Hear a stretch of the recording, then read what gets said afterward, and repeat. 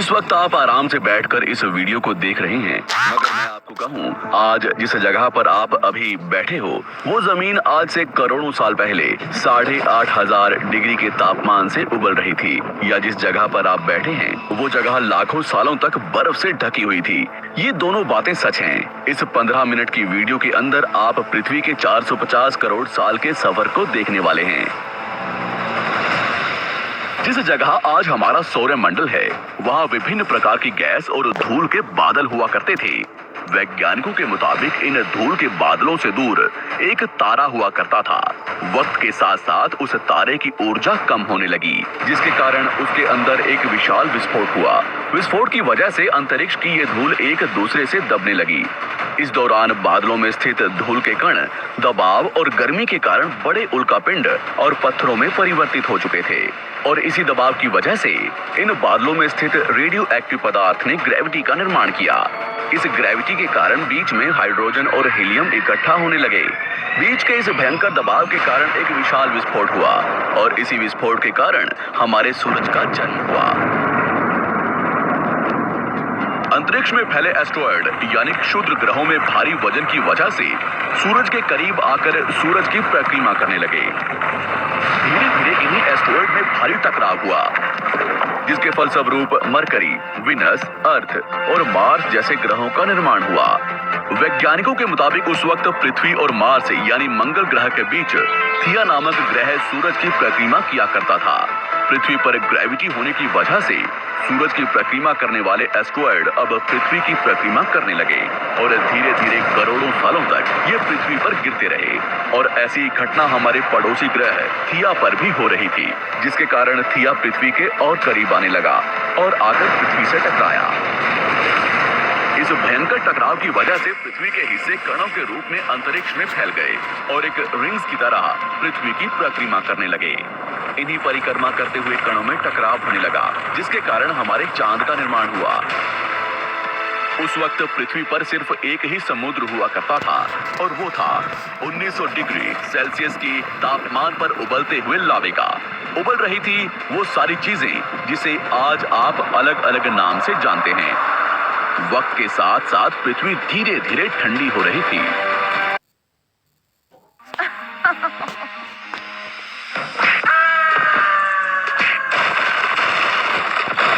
साथ साथ पृथ्वी धीरे धीरे ठंडी हो रही थी, जिसके कारण पृथ्वी के भारी तत्व जैसे धातु और रेडियो एक्टिव पदार्थ पृथ्वी के केंद्र में जाकर इकट्ठा हो गए, और हल्के पदार्थ पृथ्वी की सतह पर आ गए। लाखों सालों तक पृथ्वी पर उल्कापिंडों की बरसात हुई, और इन गिरते हुए उल्कापिंडों में जमा था नमक, मिनरल्स और पानी। करोड़ों सालों तक इन उल्कापिंडों की बरसात होती रही, और धीरे धीरे पृथ्वी की ऊपरी सतह पानी से ढकने लगी।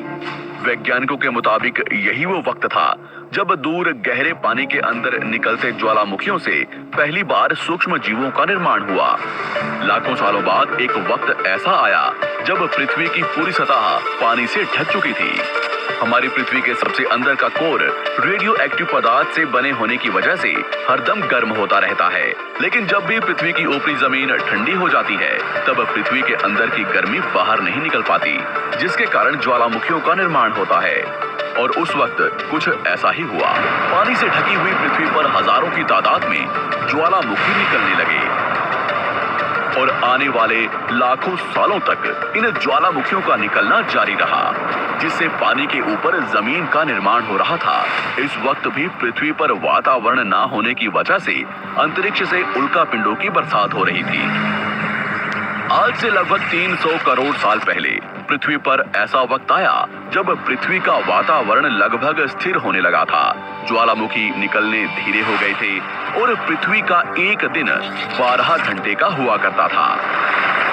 साल बीतते गए, और धीरे धीरे ये सूक्ष्म जीव विकसित होते गए और समूह में रहने लगे।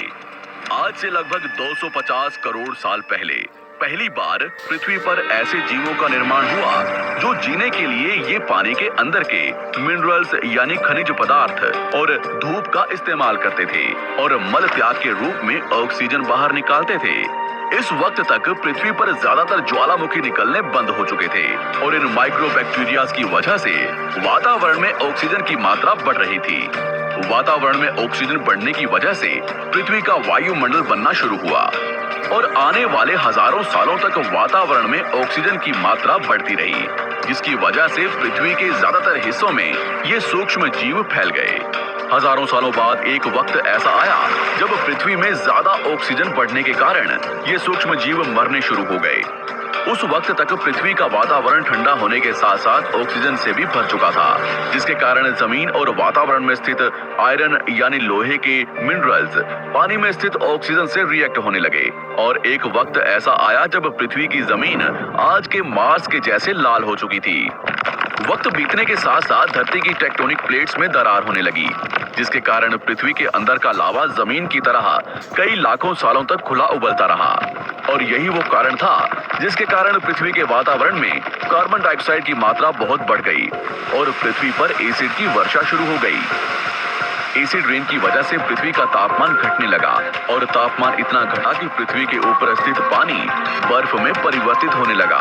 पृथ्वी पर पहली बार भयंकर आइस एज आया। इस वक्त पूरी पृथ्वी सफेद बर्फ से ढक चुकी थी। आमतौर पर जब धरती पर सूरज की किरणें गिरती हैं, तब जमीन उन किरणों को सोख लेती है, मगर क्योंकि पूरी पृथ्वी बर्फ से ढक चुकी थी और क्योंकि बर्फ सफेद और चमकीली होती है, जिसके कारण सूरज की किरणें धरती पर गिरने के बाद वापस चली जाती थी। इसी कारण से पृथ्वी कई लाखों सालों तक बर्फ से ढकी रही, मगर फिर से पृथ्वी के अंदर स्थित गर्मी ज्वालामुखी के रूप में निकलना शुरू हो गई और इन ज्वालामुखियों से निकलने वाली गर्मी ने बर्फ को पिघलाना शुरू कर दिया। इसी बीच पृथ्वी की गहराई में बचे कुछ सूक्ष्म जीव धीरे धीरे बदल रहे थे और अब वो ऑक्सीजन को अपने शरीर को बड़ा और जटिल बनाने के लिए इस्तेमाल करने लगे थे। इस बीच पानी में अलग से भी छोटे समुद्री पौधे निकलने शुरू हो चुके थे। बाहर जैसे जैसे ज्वालामुखी निकल रहे थे, वैसे वैसे वातावरण कार्बन डाइऑक्साइड की वजह से गर्म हो रहा था। वक्त के साथ साथ बर्फ तो पिघलने लगी, मगर धरती पर फिर से एसिड की वर्षा शुरू हो गई, जिसके कारण फिर पृथ्वी ठंडी होने लगी और फिर पृथ्वी की ज्यादातर सतह बर्फ से ढक गई। ऐसा बार बार कई हजारों सालों तक होता रहा और इसी कारण से अब समुद्री जीव धीरे धीरे वातावरण के हिसाब से विकसित हो रहे थे। इस बीच कई सारे जीव और समुद्री जंगल्स विलुप्त हो गए, मगर जो बच गए वो धीरे धीरे पृथ्वी के बदलते तापमान के हिसाब से ढलते गए और अब हजारों सालों बाद समुद्री पेड़ बर्फ की वजह से पूरी तरह से मरते या सूखते नहीं थे। अब सूक्ष्म जीव समुद्री जीव बन चुके थे। जब फिर से ज्वालामुखियों ने पृथ्वी की बर्फ को पिघलाना शुरू किया, तब ये समुद्री पेड़ जल्दी विकसित होकर फैल गए। धीरे धीरे वातावरण में ऑक्सीजन की मात्रा बढ़ने लगी और पृथ्वी पर होने वाली एसिड की वर्षा कम होने लगी। वातावरण में ऑक्सीजन आने की वजह से पृथ्वी की ओजोन लेयर्स मोटी होने लगी और आज से लगभग 47 करोड़ साल पहले पृथ्वी की ऊपरी सतह पर पहली बार मोसोस नामक प्लांट उगना शुरू हुआ। वक्त के साथ साथ जमीन पर अलग अलग प्रकार के पौधे और पेड़ उगना शुरू हुए। एक वक्त ऐसा आया जब जमीन के पेड़ों की लंबाई लगभग 80 से 100 फीट जितनी या आज के 5 से 6 मंजिला बिल्डिंग जितनी ऊंची हो चुकी थी। ये वो वक्त था जब समुद्री जानवर समुद्र से बाहर निकल रहे थे और जमीनी जानवरों में परिवर्तित हो रहे थे। धरती की ज्यादातर जमीन एक जगह इकट्ठी हो चुकी थी, जिसे आज हम पैंजिया महाद्वीप के नाम से जानते हैं। पृथ्वी का वातावरण और तापमान लगभग स्थिर हो चुका था और अब करीब 21 से 23 घंटे का दिन हुआ करता था। अब समुद्री जीव पानी से बाहर रहने लगे थे और वातावरण के हिसाब से उनके शरीर का रंग रूप बदल रहा था। धीरे धीरे ये जमीनी जानवर डायनासोर्स में परिवर्तित हो गए। जिन डायनासोर्स ने पेड़ पौधे खाने शुरू कर दिए, उनका शरीर लंबा और विशाल रूप से विकसित होने लगा। कुछ डायनासोर्स शिकार किया करते थे, जिसके कारण वे छोटे और तेज होते चले गए।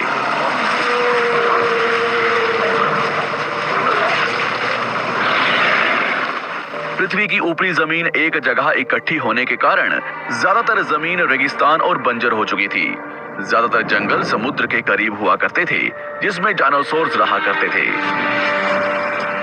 आज से लगभग 20 करोड़ साल पहले पैंजिया महाद्वीप टूटना शुरू हो गया।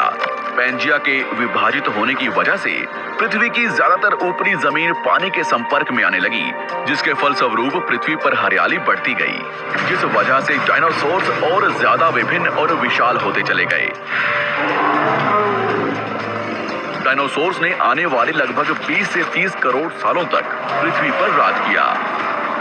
उस वक्त डायनासोर्स समुद्र से लेकर जमीन और आसमान तक पूरी पृथ्वी पर राज किया करते थे। इस दौरान अफ्रीका से टूटा भारत सीधे आकर आज के तिब्बत से टकराया और इस टकराव की वजह से हिमालय का निर्माण हुआ। आज से लगभग 6.5 करोड़ साल पहले पृथ्वी की तरफ आज के माउंट एवरेस्ट से भी बड़ा लगभग 4.5 लाख करोड़ किलो जितना वजनिया उल्कापिंड लगभग 80,000 किलोमीटर प्रति घंटे की स्पीड से पृथ्वी की तरफ आ रहा था। पृथ्वी की सतह को छूते ही उसमें भयंकर आग लगी और वो जलते हुए सीधा पृथ्वी से टकराया। इस टकराव से निकलने वाली ऊर्जा आज के 10 करोड़ परमाणु बम एक साथ फटने के बराबर थी। जहां ये उल्कापिंड गिरा, वहां के जानवर और पेड़ तुरंत भाप बनकर जल गए। गिरते ही पृथ्वी पर पूरी तरह धूल फैलने लगी, समुद्र में भयंकर बाढ़ आने लगी। भूकंप और आग ने पृथ्वी को जलाना शुरू कर दिया। कुछ ही घंटों में पूरी पृथ्वी के वातावरण में हानिकारक गैस और धूल की वजह से पृथ्वी नर्क हो चुकी थी। डायनासोर्स, घुटन, आग और भूखमरी से पूरी तरह विलुप्त हो गए। इस वक्त हमारे पूर्वज जमीन के अंदर रहा करते थे, जिसके कारण वो इस विशाल प्रलय से बच गए। पृथ्वी का वातावरण पूरी तरह से काला और अंधेरा हो चुका था, जिससे धूप भी जमीन तक नहीं पहुंच पा रही थी। पृथ्वी के पेड़ और ज्यादातर जानवर विलुप्त हो गए। वातावरण में धूल और हानिकारक गैस के कारण पृथ्वी पर फिर से एसिड की वर्षा शुरू हो गई और फिर पृथ्वी ठंडी होकर बर्फ से ढक गई। लेकिन इस बार पृथ्वी की बर्फ लाखों सालों तक नहीं जमी रही और 80 से 90 हजार साल बाद ये बर्फ पिघलनी शुरू हो गई। जैसे ही धरती पर वातावरण फिर से पहले जैसा होने लगा, वैसे ही ये छोटे जीव जमीन से बाहर आना शुरू हो गए। उस वक्त पृथ्वी की बर्फ पिघलनी शुरू ही हुई थी, जिसके कारण अफ्रीका में घने ठंडे जंगल हुआ करते थे और इसी बीच ये जमीनी जीव बंदरों में परिवर्तित हुए। मगर जैसे जैसे पृथ्वी गर्म होने लगी, वैसे वैसे अफ्रीका के ये जंगल सूखने लगे। जंगल की चीजें खाने वाले बंदरों को खाने की कमी होने लगी। खाने की तलाश में इन बंदरों ने अपने पैरों पर चलना शुरू कर दिया, जिससे उन्हें दूसरे जानवरों के शिकार करने में मदद मिलती थी। धीरे धीरे बंदर एप्स यानी वानर में परिवर्तित हुए। खाने की तलाश में ये एप्स पृथ्वी के दूसरे हिस्सों में फैलने लगे और धीरे धीरे उनके शरीर का रंग रूप वहां के मौसम के हिसाब से बदलता गया। वक्त के साथ साथ हम आदिवासी बने। हमने हथियारों से लेकर आग का आविष्कार किया। हम धीरे धीरे इंसान के रूप में विकसित हुए। हमने धर्म से लेकर परिवार, भाषा और संस्कृति का निर्माण किया और वक्त के साथ साथ हम विकसित होते चले गए और आज हम इस पृथ्वी की सबसे विकसित प्रजाति बन चुके हैं। पृथ्वी को आज के जैसे बनने में लगभग 450 करोड़ साल का वक्त लगा है और हमें एक छोटे जमीन में रहने वाले जानवर से इंसान बनने में कई लाखों सालों का। मगर हमने इन 100 सालों में जितना पृथ्वी को गंदा और तबाह किया है, उतना आज तक किसी भी प्रजाति ने नहीं किया होगा। हम फिर से धरती को गर्म कर रहे हैं और कार्बन डाइऑक्साइड की मात्रा बढ़ा रहे हैं। वैज्ञानिकों का मानना है कि पृथ्वी पर फिर से विशाल परिवर्तन होने वाला है। भविष्य में पृथ्वी कैसी होगी, जानेंगे हमारी अगली वीडियो में।